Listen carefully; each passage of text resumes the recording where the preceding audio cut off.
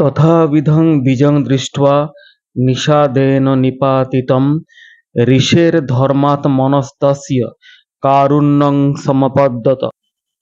এখানে ক্রিয়াপদটা আছে একেবারে শেষে, সেটা হচ্ছে সমাপিকা ক্রিয়াপদ। সমপদ্যত মানে পরিণত হলো বা পূর্ণ হলো। আর একটা অসমাপিকা ক্রিয়াপদ আছে প্রথম পংক্তিতে, সেটা হলো দৃষ্ট্বা। দৃষ্ট্বা মানে দেখে। কাকে দেখে? এই দেখুন, যেটা অনুস্বার দেওয়া ময় হস থেকে অনুস্বার হয়, সেইটাই হচ্ছে দ্বিতীয়াতে, মানে পাখিটিকে দেখে। তো পাখি এখানে লেখা আছে দ্বিজ। এই কথাটা আগেও ছিল, দুবার জন্ম, একবার ডিম হয়ে আর একবার ডিম ফুটে, তাই পাখি হচ্ছে দ্বিজ। তথাবিধ সেই রকম, সেই রকম পাখিটিকে দেখে। কি রকম? যে ডাল থেকে মাটিতে পড়ে গেছে, ডানা ঝটপট করছে এবং প্রায় মৃত্যুর কাছাকাছি।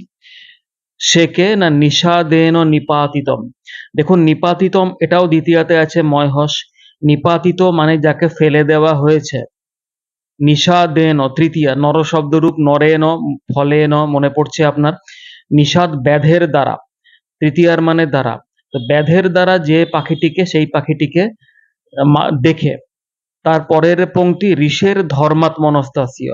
এটাকে আমরা সন্ধিটা একবার দেখি। চেনা শব্দগুলো আলাদা করলেই সন্ধি আলাদা করা যায়। যেমন প্রথমে আছে ঋষে, ঋষি থেকে কথাটা এসছে। এটা পরে রেফ আছে, রেফ সন্ধির আগে বিসর্গ ছিল, তাহলে ঋষে বিসর্গ। এখানে ষষ্ঠীতে আছে, এটা মুনি শব্দরূপ। ষষ্ঠীর মানে র বা এর, তা ঋষির বা সেই অর্থে বাল্মীকির। তারপরে শব্দটা ধর্মাত্মনঃ, এখানেও দন্তস্বতে সন্ধি আছে, ওই তস্য, তার আগে ধর্মাত্মনঃ বিসর্গ, তস্য। তো কোন ঋষি? না যিনি ধর্মাত্মা, যিনি ধর্মপ্রবণ।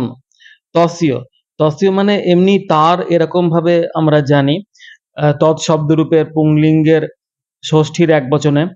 তো এখানে তার, ঋষির এরকম ভাবে ঠিক বাংলাটা সুবিধা হবে না। এরকম থাকলে যখন তস্য ঋষে এরকম থাকবে, তস্য বালকস্য মানে বলতে হবে সেই বালকের, তস্য পুস্তকস্য সেই বইয়ের, তস্য ঋষে সেই ঋষির। তো সেই ধর্মাত্মা ঋষির কারুণ্য, করুণার যে ভাব, তাকে কারুণ্য বলা হচ্ছে। সমপদ্যত হলো, তার কারুণ্য হলো। তাহলে পুরোটা হলো যে ব্যাধের দ্বারা ভূপাতিত সেই রকমের পাখিটিকে দেখে ধর্মাত্মা সেই ঋষির কারুণ্য হলো। তারপরেরটা ততঃ করুণ বেদি ত্বা দধর্মোয়মিতি দ্বিজ নিশাম্য রুদতিং ক্রৌঞ্চি মিদং বচনম অব্রবীত। এখানেও সমাপিকা ক্রিয়াপদটা আছে একেবারে শেষে, অব্রবীত। অটা দেখা যাচ্ছে না, ওই বচনম ময় হসটা আলাদা করলে অ আলাদা হবে। অব্রবীত মানে হচ্ছে বললেন, বচন মানে এই কথা বললেন। আরেকটা ক্রিয়াপদ হচ্ছে এই পংক্তিরই প্রথমে নিশাম্য মানে দেখে। তো কিছু একটা কাউকে দেখে তিনি এই কথা বললেন, এরকম মানে হবে।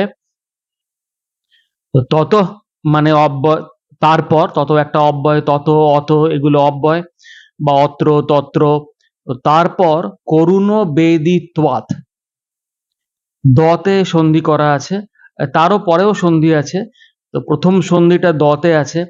দ ভাঙলে এখানে খণ্ড ত বা তয় হস এবং তারপরে অ এরকম হবে। করুণ বেদিত্বাৎ, করুণায় পরিপূর্ণ বলে, যার হৃদয় করুণায় পরিপূর্ণ, করুণ বেদী, সেখান থেকে করুণ বেদিত্ব, সেই শব্দের পঞ্চমীর এক বচনে করুণ বেদিত্বাৎ, করুণায় তিনি পরিপূর্ণ বলে। অধর্ম, এইখানে এই লুপ্ত অতে সন্ধি আছে। অধর্ম, অধর্ম ধর্মের বিপরীত শব্দ। তারপরে আবার ময় হস্যইতে আবার সন্ধি আছে, অয়ম। অধর্ম অয়ম ইতি দ্বিজ। অধর্ম এটা, অয়ম মানে এই, এটা বা এই, এই যে ঘটনাটা, এটা অধর্ম। ইতি মানে এই রকম, দ্বিজ মানে এখানে বাল্মীকি এই রকম মনে করে। তারপরে নিশাম্য দেখলেন মানে দেখে এখানে রুদতিং ক্রৌঞ্চিম, ওই ময় হস্যইতে সন্ধি আছে, এটা ভাঙলে হবে ক্রৌঞ্চিম ইদম। রুদতিং ক্রৌঞ্চিম, ক্রন্দনরতা যে স্ত্রী ক্রৌঞ্চ, ক্রৌঞ্চ বকের যে স্ত্রী, তাকে দেখে। তারপরে ইদং বচনম অব্রবীত, তাহলে মূল ক্রিয়াপদটা অব্রবীত, তার মূল কর্তা হচ্ছে এখানে দ্বিজ, দ্বিজ অব্রবীত। দ্বিজ মানে এখানে কে? দেখুন আগের পংক্তিতেই দ্বিজ শব্দটা আছে, সেখানে দ্বিজ মানে পাখি, সেই ক্রৌঞ্চ বক, পুরুষ ক্রৌঞ্চ বক। আর এই পরের পংক্তিতেই আবার দ্বিজ আছে, এখানে দ্বিজ মানে ব্রাহ্মণ। এই দ্বিজ শব্দের দুরকম মানে হতে পারে। যাদের উপনয়ন হয় তাদেরকেও দ্বিজ বলা হয়, উপনয়নকে দ্বিতীয় জন্ম বলা হয়।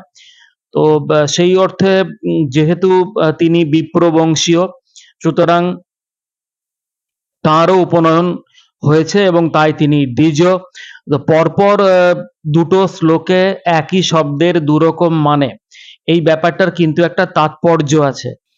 তো কর্তা প্রথমায় থাকে, দ্বিজ প্রথমাতে আছে। আর কি প্রথমাতে আছে দেখি আমরা, অধর্ম আর অয়ম, এই দুটো শব্দও প্রথমাতে আছে, কিন্তু এগুলো কিন্তু কর্তা না, কারণ পরে ইতি আছে, ইতি অব্যয় যোগে প্রথমা হয়। এই যে হত্যার ঘটনা, এটা অধর্ম, এই কারণে এটা প্রথমাতে আছে, কর্তা সেই দ্বিজ। আর তিনি বললেন করুণ বেদিত্বাৎ, তার হৃদয় করুণায় পরিপূর্ণ হয়েছে বলে, তততে বিসর্গ আছে বটে কিন্তু সেটা অব্যয়। আর এই ক্রন্দনরতা স্ত্রী ক্রৌঞ্চিকে দেখে তিনি এই কথা বললেন। তো পরপর দুই শ্লোকে দ্বিজ শব্দ আসলে যে প্রকৃতি, পাখি, এখানে প্রকৃতিকে ধরা হচ্ছে, এবং যে মানুষ, তাদের মধ্যে সামানাধিকরণ্য করা হয়েছে। এই সামানাধিকরণ্য বলতে, যদি পাখিটি নিহত হয়, যদি প্রাণ প্রকৃতির কোনোভাবে ক্ষতিগ্রস্ত হয়, বাধাপ্রাপ্ত হয়, তাহলে মানুষকেও তার ফল ভোগ করতে হবে, এই ধারণা রামায়ণে প্রথম থেকেই দেওয়া হয়েছে।